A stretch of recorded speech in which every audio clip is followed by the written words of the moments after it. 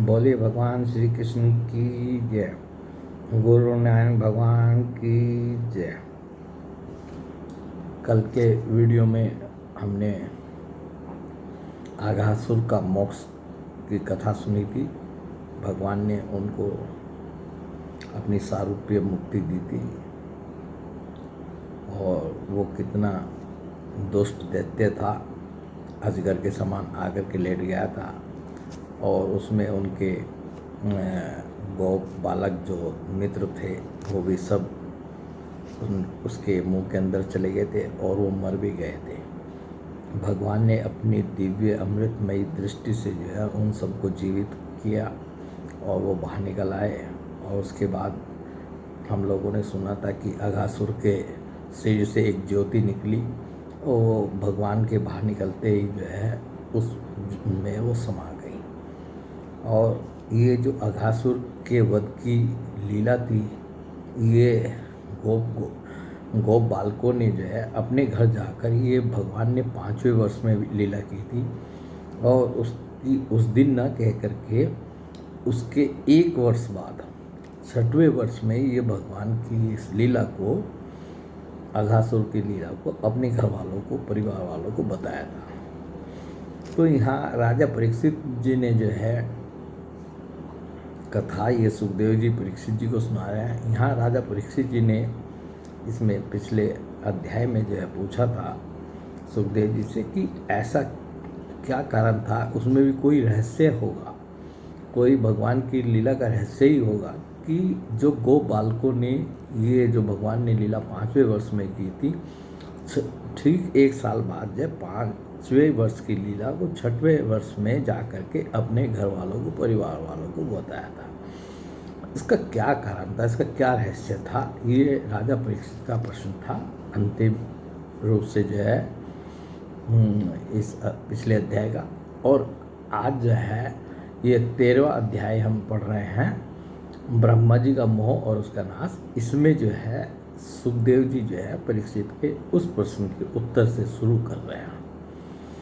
श्री सुखदेव जी कहते हैं, परीक्षित तुम बड़े भाग्यवान हो, भगवान के प्रेमी भक्तों में तुम्हारा स्थान श्रेष्ठ है, तभी तो तुमने इतना सुंदर प्रश्न किया है। यूँ तो तुम्हें बार बार भगवान की लीला कथाएं सुनने को मिलती हैं, फिर भी तुम उनके संबंध में प्रश्न करके उन्हें और भी सरस और भी नूतन बना देते हो। रसिक संतों की वाणी, कान और हृदय भगवान की लीला के गान, श्रवण और चिंतन के लिए ही होते हैं। उनका यह स्वभाव ही होता है कि वे क्षण प्रतिक्षण भगवान की लीलाओं को अपूर्व रसमयी और नित्य नूतन अनुभव करते रहें। ठीक वैसे ही जैसे लंपट पुरुषों को स्त्रियों की चर्चा में नया नया रस जान पड़ता है। परीक्षित तुम एकाग्र चित्त से श्रवण करो। तो भगवान कृष्ण की लीला के संबंध में जो है परीक्षित जी ने प्रश्न किया था, तो ये कहने लगे, सुखदेव जी उनको कह रहे हैं कि भगवान की लीला जो है ये श्रवण करते रहें, यही जो है असली कल्याण का ही साधन है। और तुम्हारा इसमें रुचि भी है, तुम में जो है मैं ज़रूर जो है भगवान की इस रहस्यमयी लीला को भी का वर्णन करूँगा। परीक्षित तुम एकाग्र से श्रवण करो। यद्यपि भगवान की लीला अत्यंत रहस्यमयी है, फिर भी मैं तुम्हें सुनाता हूँ। और वास्तव में ये लीला जो है रहस्यमयी लीला ही थी कि उन्होंने 5वें वर्ष की लीला को जो है 6वें वर्ष में जो है अपने घर वालों को क्यों बताया था गोपालकों ने। यह तो मैं तुमसे कह ही चुका हूँ कि भगवान श्री कृष्ण ने अपने साथी ग्वाल बालों को मृत्यु रूप अघासुर के मुंह से बचा लिया। इसके बाद वे उन्हें यमुना के पुलिन पर ले आए और उनसे कहने लगे, मेरे प्यारे मित्रों, यमुना जी का यह पुलिन अत्यंत रमणीय है, देखो तो सही यहाँ की बालू कितनी कोमल और स्वच्छ है। हम लोगों के लिए खेलने की तो यहाँ सभी सामग्री विद्यमान है। देखिए, भगवान जो है जब किसी कठिन परिस्थिति से उनको मृत्यु के मुंह से, मृत्यु से ही बचा करके लाए थे, वो मर चुके थे, तो उसके बाद भी जो है वो सब कुछ भूल भाल जाए, कुछ मतलब किसी तरह का उनको, और जो गोप बालकों का अपने मित्रों के साथ खेलने का जो आनंद है, वो आनंद में जो है वो रहे और वो आनंद उनको मिलता रहे। तो भगवान जो है उनको यमुना जी के पुलिन पर लाए और वहाँ कहने लगे, देखो एक और रंग बिरंगे कमल खिले हुए हैं, उनकी सुगंध से खींचकर भौरे गुंजा कर रहे हैं, तो दूसरी ओर सुंदर सुंदर पक्षी बड़ा ही मधुर कलरव कर रहे हैं, जिनकी प्रतिध्वनि से सुशोभित वृक्ष इस स्थान की शोभा बढ़ा रहे हैं। अब हम लोगों को यहाँ भोजन कर लेना चाहिए, क्योंकि दिन बहुत चढ़ाया है और हम लोग भूख से पीड़ित हो रहे हैं। बजरे पानी पी कर समीप भी धीरे धीरे हरी हरी घास चढ़ते रहे। तो भगवान श्री कृष्ण ने कहा, प्रस्ताव रखा कि अब जो है सब लोग थक भी गए हैं और दिन भी चढ़ाया है, अब हम लोगों को जो है बैठ कर के यहाँ भोजन कर लेना चाहिए। तो हर ग्वाल बाल जो है अपने घर से जो है कुछ ना कुछ भोजन लेकर के आते थे। जब गाय चराने के लिए, बछड़े चराने के लिए आते थे, तो सबके पास जो है कि कोई अपने घर से कुछ लाता था, कोई कुछ लाता था, और सब मिल कर के वहाँ बैठ जाते थे गोला बना करके, और उसमें सब जो है एक दूसरे के घर की लाई हुई चीज़ों का भी स्वाद लेते थे और सब मिलजुल करके खाते थे। तो वे सब बैठ गए और देखिए इसमें क्या क्या वो अपने घर से लाते थे और क्या किस तरह से खा रहे हैं। और वो जो भगवान के साथ जो है इनके गो बालक बैठे हैं, भोजन कर रहे हैं, जो आनंद जो है वहाँ का उस समय का है, उसकी तो वास्तव में कल्पना भी करनी मुश्किल है कि भगवान के साथ उन गो बालकों का कितना बड़ा सौभाग्य है कि बैठ करके भोजन कर रहे हैं। ग्वाल बालों ने एक शब्द से कहा, ठीक है ठीक है। उन्होंने बछड़ों को पानी पिलाकर हरी हरी घास में छोड़ दिया और अपने अपने छींके खोल खोल कर भगवान के साथ बड़े आनंद से भोजन करने लगे। सबके बीच में भगवान श्री कृष्ण बैठ गए। उनके चारों ओर ग्वाल बालों ने बहुत सी मंडलाकार पंक्तियाँ बना ली और एक से एक सटकर बैठ गए। सबके मुंह श्री कृष्ण की ओर थे। बीच में भगवान कृष्ण बैठ गए और सब गोलाकार बना करके जो है भगवान की तरफ मुंह कर करके जो है सब बैठ गए, एक दूसरे से सटकर बैठ गए। सबके मुंह श्री कृष्ण की ओर थे और सबकी आंखें आनंद से खिल रही थी। वन भोजन के समय श्री कृष्ण के साथ बैठे हुए ग्वाल बाल ऐसे शोभायमान हो रहे थे मानो कमल की कर्णिका के चारों ओर उसकी छोटी बड़ी पंखुड़ियाँ सुशोभित हो रही हों। कोई पुष्प तो कोई पत्ते और कोई पल्लव, अंकुर, फल, छींचे, चाल एवं पत्थरों के पात्र बनाकर भोजन करने लगे। सब ने अपने अपने भोजन परोसने के लिए जो है कुछ ना कुछ, कोई पत्ता है, कोई मतलब अपनी अपनी पत्तलें जो हैं उन्होंने बिछा ली। भगवान श्री कृष्ण और ग्वाल बाल सभी परस्पर अपनी अपनी भिन्न भिन्न रुचि का प्रदर्शन करते। कोई किसी को हंसा देता तो कोई स्वयं ही हंसते हंसते लोटपोट हो जाता। इस प्रकार में सब भोजन करने लगे। अब भोजन करते हुए भी वो जो सब आनंद मना रहे हैं, आनंदित हो रहे हैं। कोई कुछ बोल रहा है, कोई कुछ बोल रहा है, सब अपना मस्ती कर रहे हैं। उस समय श्री कृष्ण की छटा सबसे निराली थी। उन्होंने मुरली को तो कमर की, देखिए ये जो यहाँ भगवान श्री कृष्ण का वर्णन है, इसका जरा थोड़ी सी कल्पना कीजिए, कितना सुंदर वर्णन है। उन्होंने मुरली को तो कमर की फेंट में आगे की ओर खोस लिया था, मुरली को तो यहाँ लगा लिया था, और सिंगी और बेंत बगल में दबा लिए थे। सिंगी और बेंत जो बगल में दबा लिए थे। बाएं हाथ में बड़ा ही मधुर घृत मिश्रित दही भात का ग्रास था, और हाथ में क्या था, दही भात का जो है वो ग्रास था, और अंगुलियों में अदरक, नींबू आदि के अचार मुरब्बे दबा रखे थे, और अदरक और जो नींबू आदि के अचार के जो मुरब्बे थे उनको अपनी उंगलियों में दबा रखे थे। ग्वाल बाल उनको चारों ओर से घेर कर बैठे हुए थे और वे स्वयं सबके बीच में बैठकर अपनी विनोद भरी बातों से अपने साथी ग्वाल बालों को हंसाते जा रहे थे। जो समस्त यज्ञों के एकमात्र वक्ता है, वही भगवान ग्वाल बालों के साथ बैठकर इस प्रकार बाल लीला करते हुए भोजन कर रहे थे, और स्वर्ग के देवता आश्चर्यचकित होकर यह अद्भुत लीला देख रहे थे। जो चराचर के जो है ईश्वर हैं, वही भगवान जो हैं अपने साथी ग्वाल बालों के साथ बैठ कर के भोजन कर रहे हैं। और किस प्रकार का भोजन कर रहे हैं हमने सुना ही है कि दही भात जो है हाथ में अदरक और नींबू का अचार के मुरब्बे जो हैं उनके हाथ में, और जो भी दूसरे सब लोग जो है अपने घरों से भोजन लाए थे वो भी सबके सामने, और सब एक दूसरे मिल के खाते थे। तो जो आकाश में जो हैं जो देवी देवता हैं, ये भगवान के इस भोजन करने को जो है सब देख रहे थे, ऊपर से जो है सब देख रहे थे। भरत वंश शिरोमणि इस प्रकार भोजन करते करते ग्वाल बाल भगवान की इस रसमयी लीला में तन्मय हो गए। उसी समय उनके बछड़े हरी हरी घास के लालच में घोर जंगल में बड़ी दूर निकल गए। जब ग्वाल बालों का ध्यान उस ओर गया तब तो वे भयभीत हो गए। जिस टाइम ये भोजन कर रहे थे इनके जो बछड़े थे वो दूर निकल गए, तो भगवान ने उनको कहा कि घबराओ नहीं।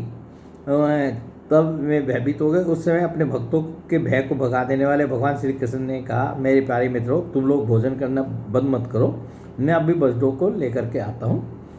ग्वाल बालों से इस प्रकार कहकर भगवान श्री कृष्ण हाथ में दही भात का कोल लिए हुए ही पहाड़ों, गुफाओं, कुंजों एवं अन्य भयंकर स्थानों में अपने तथा साथियों के बछड़ों को ढूंढने चल दिए। कहाँ चल दिए? बछड़े कहाँ चले गए थे उनके?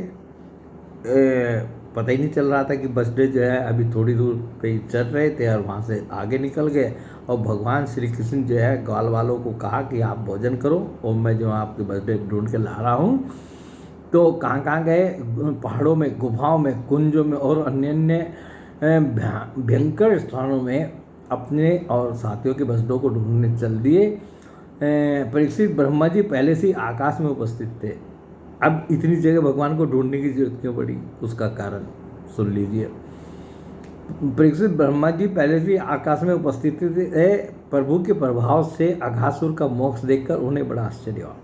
पहले तो कि भगवान ने जो है अघासुर को किस तरह से मारा था, और उसके बाद उसको अपनी सारूप्य मुक्ति जो दी थी, उसके अंदर से जो ज्योति निकल के भगवान में समाई थी, ये सब देख कर के जो है ब्रह्मा जी जो है आश्चर्यचकित हो गए थे। उन्होंने सोचा कि लीला से मनुष्य बालक बने हुए भगवान श्री कृष्ण की कोई और मनोहर महिमामयी लीला देखनी चाहिए। सोचा तो उन्होंने ये था कि भगवान की जो है कोई लीला और देखूंगा मैं, इसलिए उन्होंने ये सब किया था। क्या किया था? ऐसा सोचकर उन्होंने पहले तो बछड़ों को और भगवान श्री कृष्ण के चले जाने पर ग्वाल बालों को भी अन्यत्र ले जाकर रख दिया और स्वयं अंतर ध्यान हो गए। अनंत वे जड़ कवल की ही तो संतान है। अब देखिए यहाँ आया है कि ब्रह्मा जी जो है भगवान की कोई दूसरी लीला देखना चाहते थे, परंतु भगवान ब्रह्मा जी को भी एक तरह से हम तो ये कहेंगे कि ये विश्वास नहीं हो रहा था कि ये बालक जो है स्वयं भगवान हैं। मतलब इसमें कोई संदेह वाली बात नहीं थी, परंतु फिर भी वो जो है भगवान को अपनी माया जो है कि मैं सृष्टि रचना करने वाला हूँ, तो वो दिखाना चाहते थे, या भगवान की माया से वो अपरिचित थे, भगवान की माया देखना चाहते थे। क्या था ब्रह्मा जी के दिमाग में? तो उन्होंने क्या किया कि जो बछड़े थे उनको भी ले जा कर के एक गुफा में छिपा दिया, और इधर जो है भगवान जिन अपने ग्वाल बालों को जो है अपने मित्रों को छोड़ करके गए थे बछड़े ढूंढने के लिए, ब्रह्मा जी ने उनको भी उठाया और उनको भी उठा करके छिपा दिया। दोनों को जो है उधर बछड़े को छिपा दिया, इधर जो है ग्वाल बालों को छिपा दिया। भगवान श्री कृष्ण जो है अकेले ढूंढ रहे हैं। भगवान श्री कृष्ण बछड़े ने मिलने पर यमुना जी के पुलिन पर लौट आए, परंतु यहाँ क्या देखते हैं कि ग्वाल बाल भी नहीं है। जहाँ छोड़ करके गए थे उनको भोजन कर रहे थे, वे भी नहीं है। तब उन्होंने वन में घूम घूम कर चारों ओर उन्हें ढूंढा, परंतु जब ग्वाल बाल और बछड़े उन्हें कहीं न मिले तब वे तुरंत जान गए कि यह सब ब्रह्मा की करतूत है। वे तो सारे जगत के एकमात्र ज्ञात हैं। अरे उनसे क्या बात छिपी हुई है? भगवान श्री कृष्ण से तो कोई बात छिपी हुई नहीं है। वो तुरंत समझ गए कि ये जो है सब ब्रह्मा जी की करतूत है। इन्होंने बछड़ों को छिपाया है और इन्होंने जो है मेरे ग्वाल बाल मित्रों को छिपाया है। अब भगवान श्री कृष्ण ने बछड़ों और ग्वाल बालों की, परंतु भगवान चाहते तो ग्वाल वालों को भी और बसडों को भी एक सेकंड में, एक क्षण में जो है प्रकट कर देते, ढूंढ करके, और जो है वो मिला देते। परंतु भगवान भी जो है लीला के उसमें थे, वो भी कहने लगे ठीक है तुम अपनी माया दिखा तो हमारी भी माया देख लो, ब्रह्मा जी को।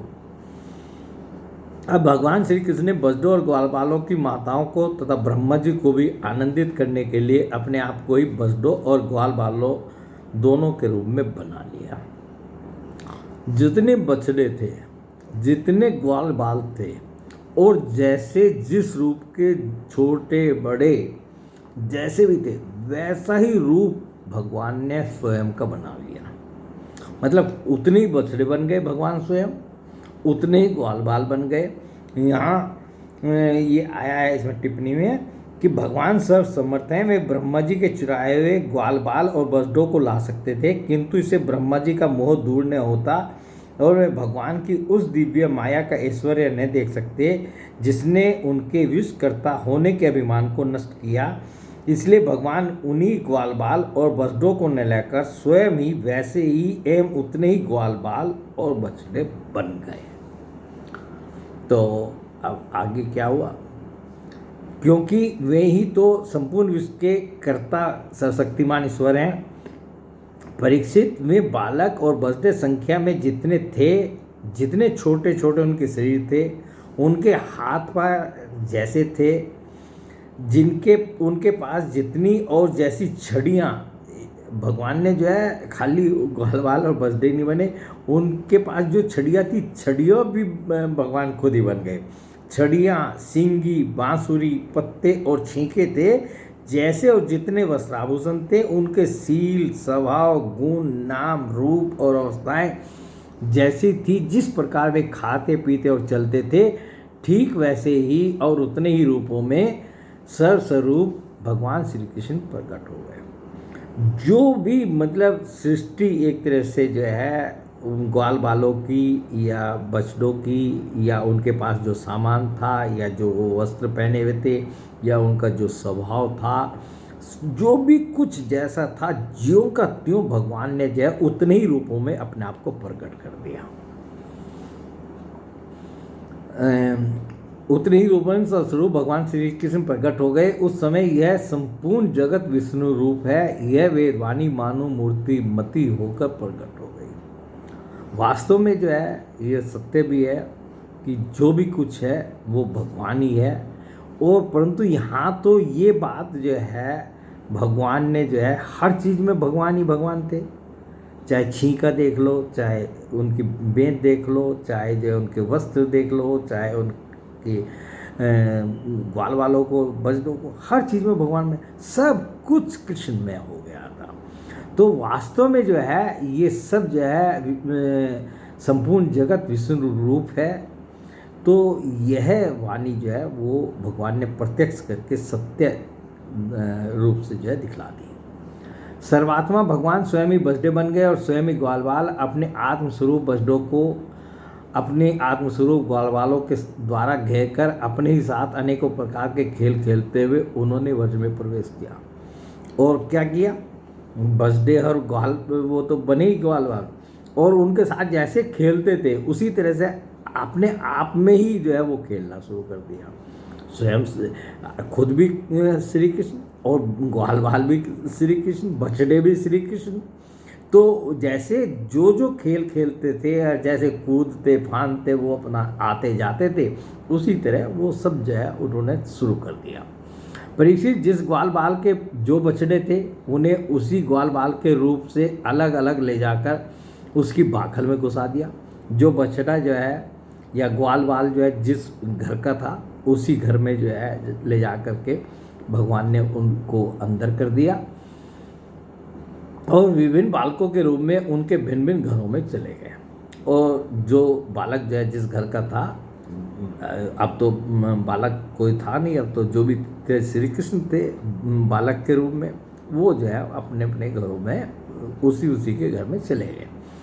ग्वाल बालक की माताएं बांसुरी की तान सुनते ही जल्दी से दौड़ाई ग्वाल बाल बने हुए परम ब्रह्म श्री कृष्ण को अपने बच्चे समझकर हाथों से उठाकर उन्होंने जोर से हृदय से लगा लिया।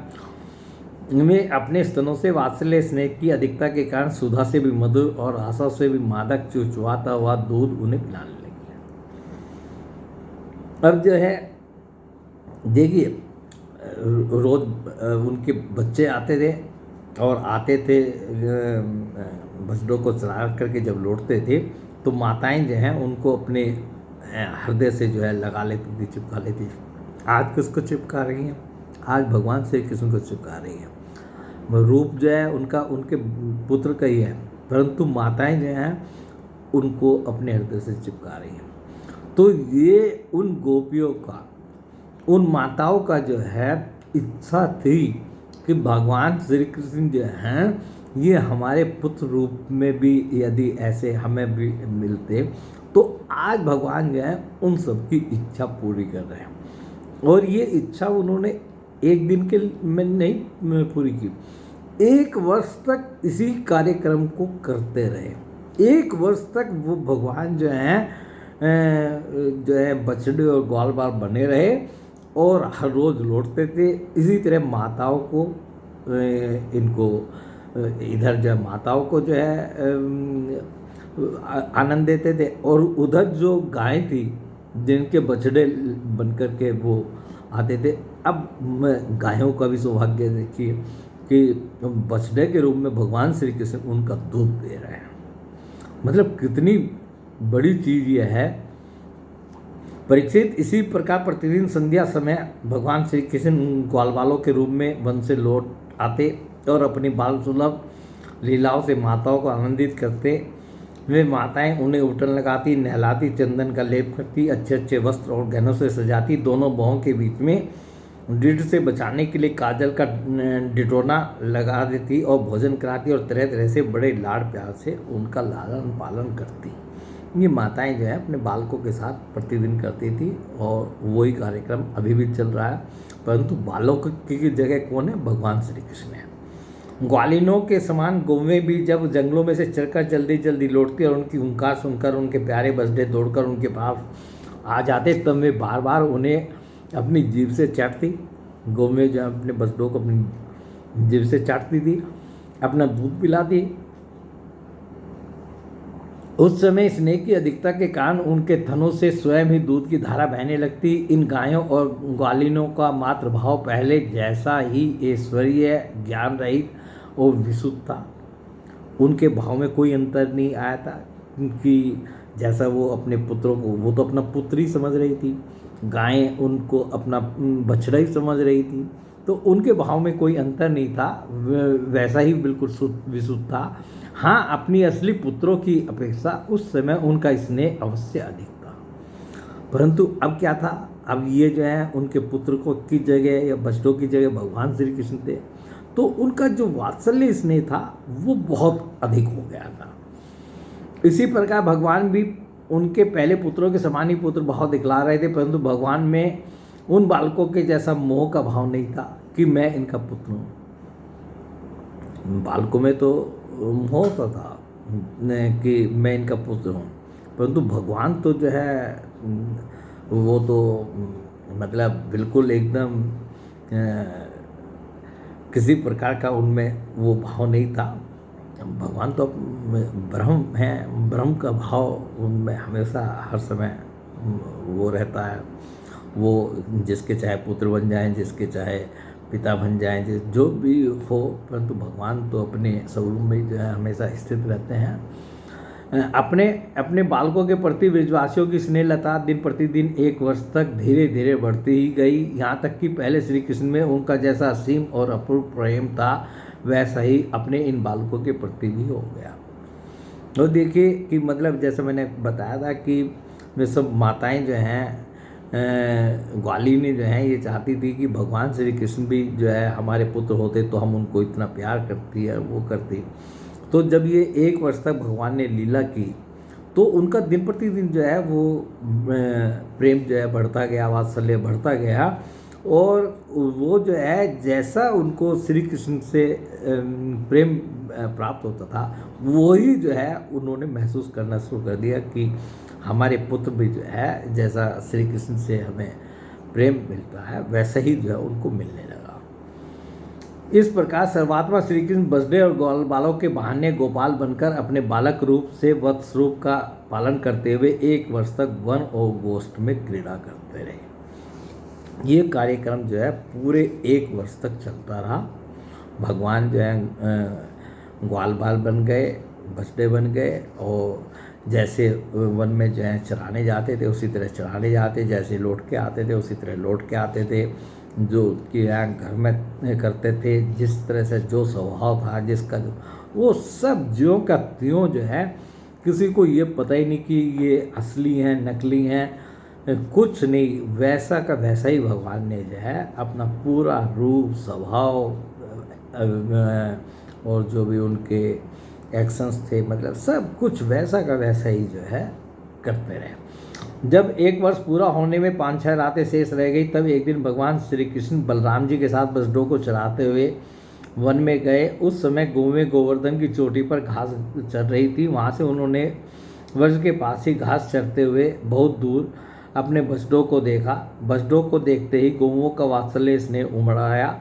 वे अपने आप की सुध बुध खो बैठी और ग्वालों के रोकने की कुछ भी परवाह न कर जिस मार्ग से वे न जा सकते थे उस मार्ग से हुंकार करती हुई बड़े वेग से दौड़ पड़ी।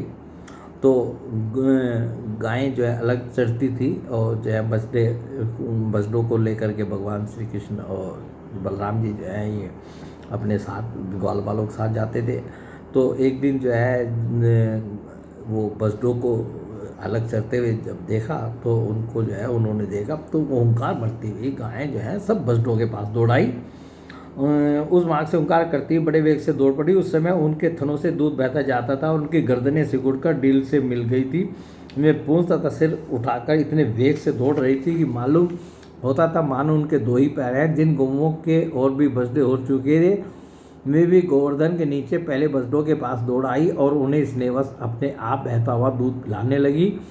उस समय में अपने बच्चों का एक एक अंग ऐसे चाव से चाट रही थी मानो उन्हें अपने पेट में रख लेंगी। गोपों ने उन्हें रोकने का बहुत प्रयत्न किया परंतु उनका सारा प्रयत्न व्यर्थ रहा।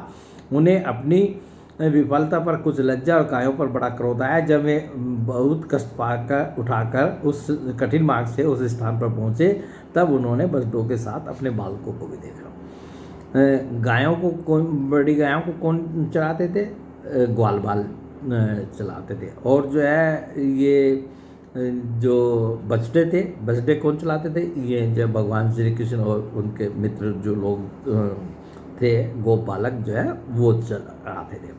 तो ये गायें जो है भाग करके बछड़ों के पास आई। तो ये देखे गोपों ने देखा कि भाई ये जो है कहाँ भागी जा रही हैं। तो जब वे वहाँ पहुँचे तो वहाँ उनको अपने बालक भी मिले। तो बालकों को देखकर उनको बहुत आनंद हुआ।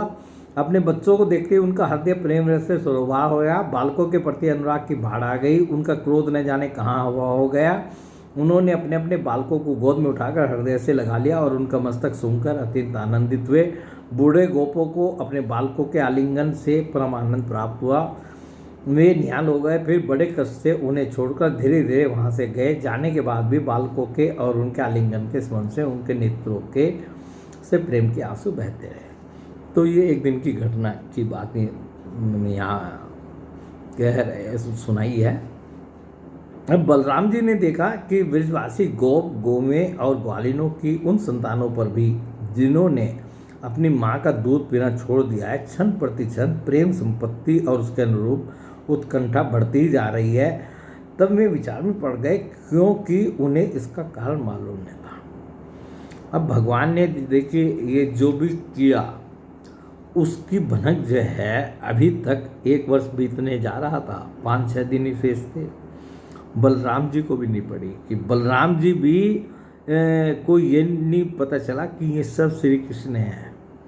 वो भी जो है जिस तरह से बछड़ों को बछड़े समझते थे और अपने ग्वाल बालकों को जो है ग्वाल बालक समझते थे। तो परंतु जो है उन्होंने देखा कि ये हो क्या रहा है। कि जितना स्नेह, जितना वात्सल्य जो है इनका माताओं का, इनका सब का, गायों का, बछड़ों पर, गोपियों का जो है ये इन अपने पुत्रों पर जो है उमड़ रहा है, इसके पीछे कारण क्या है?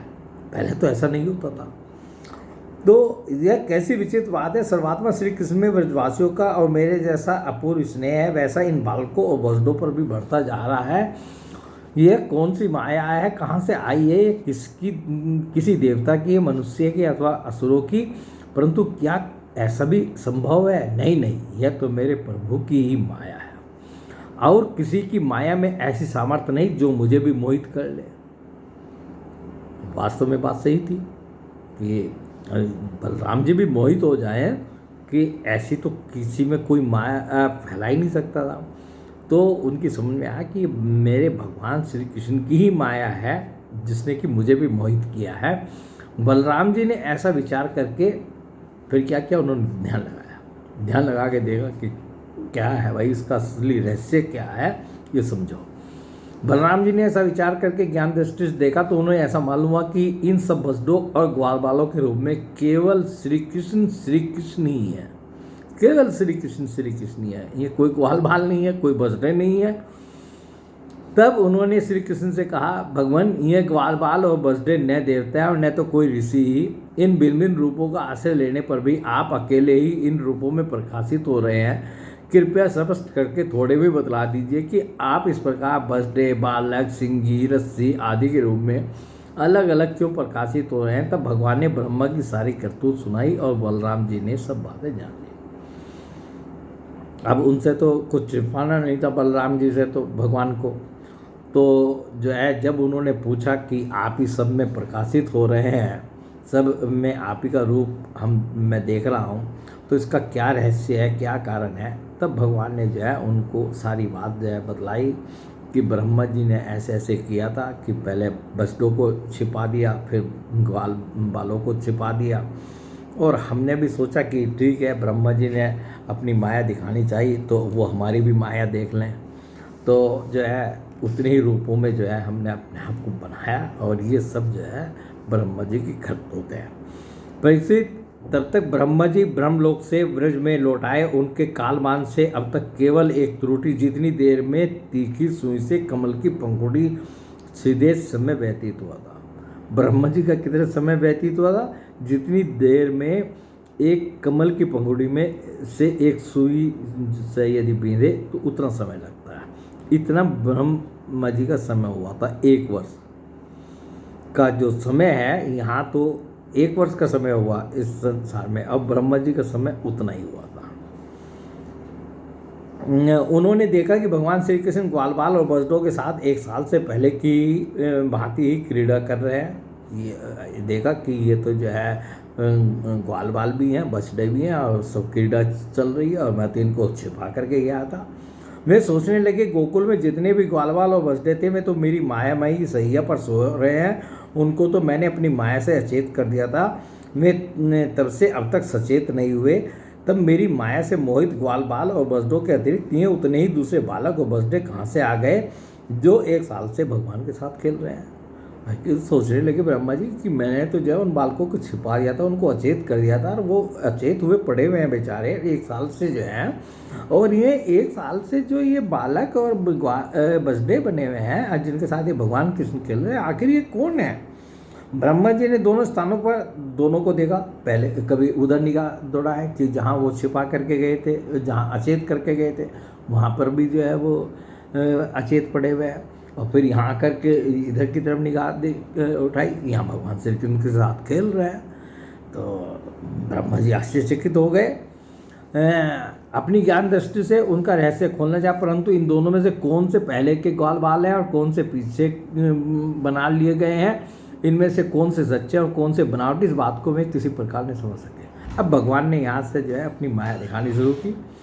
ब्रह्मा जी जो है, ब्रह्मा जी की बुद्धि इतनी भ्रमित हो गई कि वो खुद नहीं समझ पा रहे हैं कि इनमें से जो है कौन से असली बालक हैं और कौन से जो है बाद के बने हुए हैं, कि जो अचेत पड़े हैं ये असली हैं या ये बाद के बने हुए हैं, और जो ये खेल रहे हैं ये असली है या बाद के बने हुए हैं। तो ब्रह्मा जी की बुद्धि जो है स्वयं जो है इतनी भ्रमित हो गई। भगवान श्री कृष्ण की माया में तो सभी मुग्ध हो रहे हैं, परंतु कोई भी माया मोह भगवान का स्पर्श नहीं कर सकता। ब्रह्मा जी उन्हीं भगवान श्री कृष्ण को अपनी माया से मोहित करने चले थे, किंतु उनको मोहित करना तो दूर रहा, वे अजन्मा होने पर भी अपनी ही माया से अपने आप मोहित हो गए।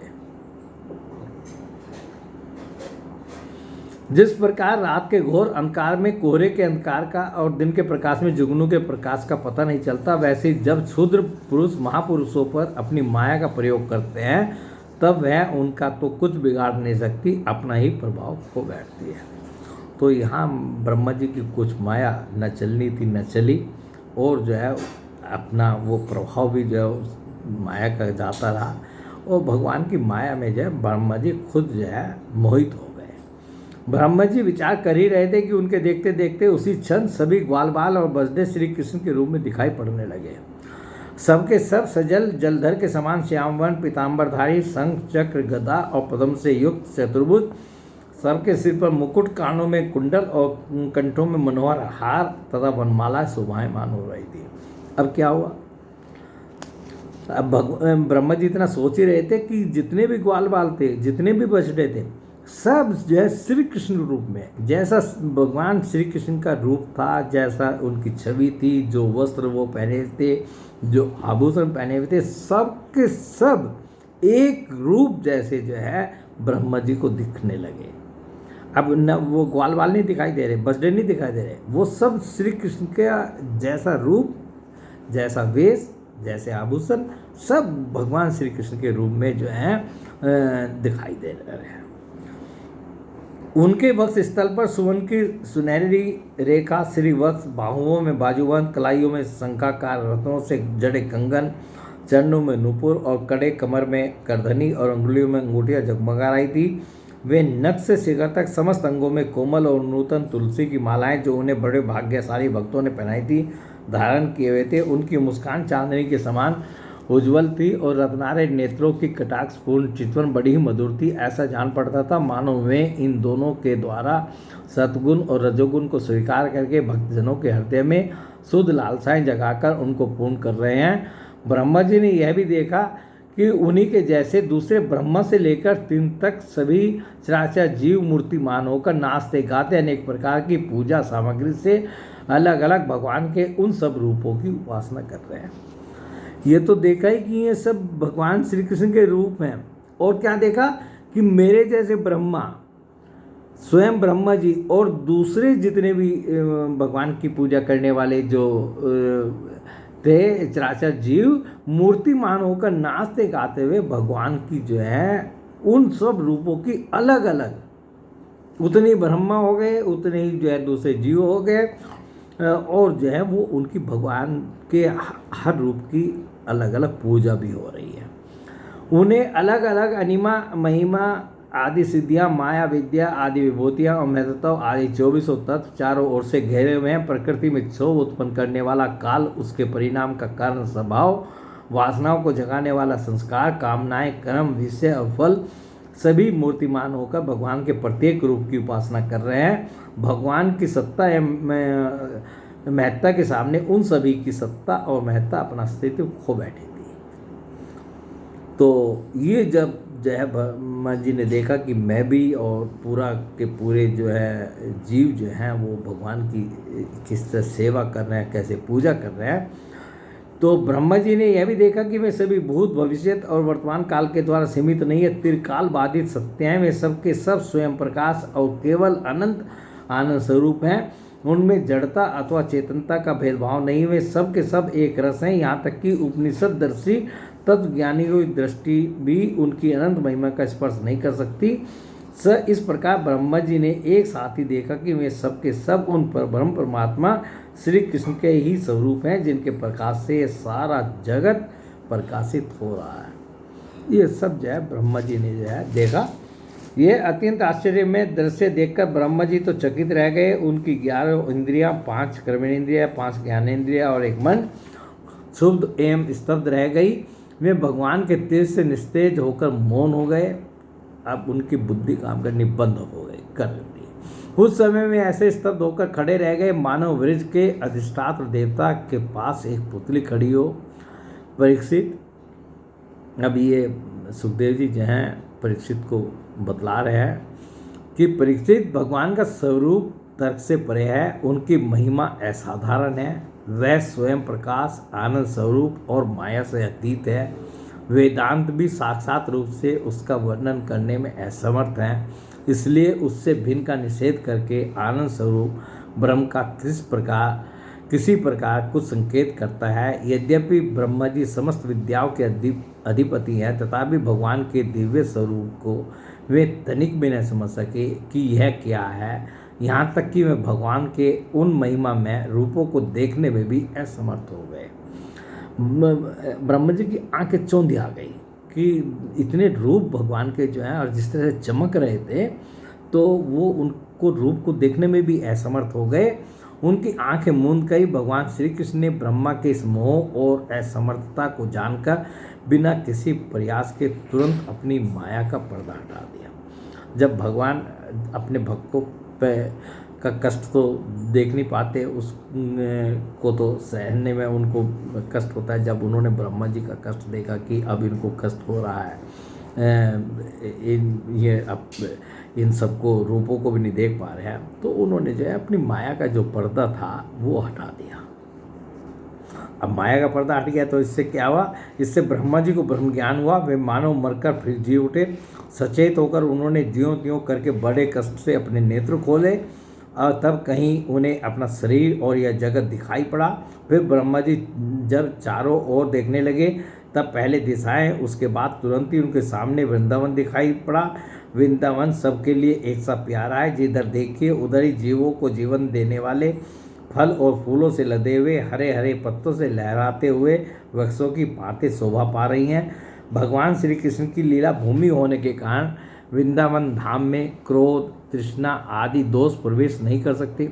देखिए यहाँ वृंदावन का वर्णन हो रहा है और वृंदावन का वर्णन पहले भी हुआ था जब भगवान श्री कृष्ण ब्रिज में गए थे, तो और आगे भी होगा। तो वृंदावन का जहाँ भी वर्णन है तो आप उसका भी आनंद लीजिए। वृंदावन वास्तव में जो वर्णन है वो वैसी भूमि है।